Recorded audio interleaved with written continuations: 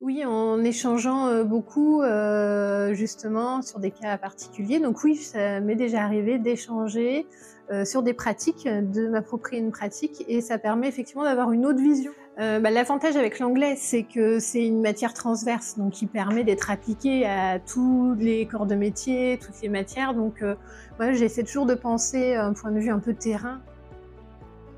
Oui, donc moi c'est Alice Robel, je suis formatrice en anglais. J'interviens à Campus Pro auprès des BTS et des CAP sur le site d'ELEM et depuis 8 ans maintenant. Je suis devenue formatrice parce que j'aimais partager et j'aimais le fait de pouvoir, accompagner les apprenants à monter en compétences et avec l'anglais leur permettre d'ouvrir le maximum de portes. Échange, bienveillance et rigueur.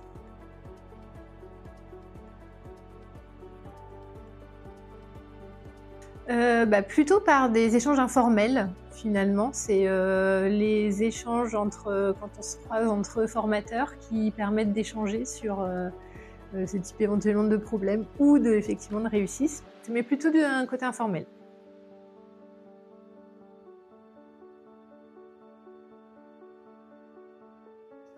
Des réunions, en présentant, chacun ce qu'on a pu mettre en place, ça fait généralement écho aux formateurs et sur des, projets qu'on a en commun. Moi, par exemple, avec mon homologue à Dunkerque, on travaille sur les SAE, et avec Frédéric, du coup, à Dunkerque, on se propose toujours une visio pour démarrer, pour être sûr qu'on est bien raccord sur, le contenu et la façon, d'amener le travail à nos apprenants et ce qui permet, justement de bien avancer ensemble.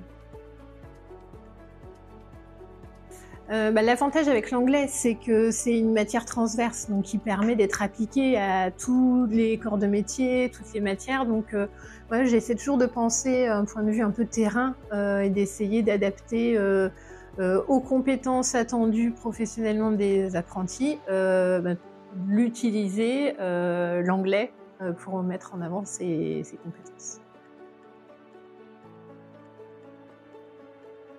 Alors pour travailler en équipe entre justement formateurs, collaborateurs, moi je pense qu'effectivement c'est de la communication et l'échange et ne pas hésiter à partager ses méthodes, ses ressources. Moi c'est quelque chose que je fais beaucoup, je n'ai pas du tout, de problème à, partager mais les ressources même que je crée, ça c'est, quelque chose que je fais vraiment, volontiers. Les échanges sont toujours, formateurs pour tous.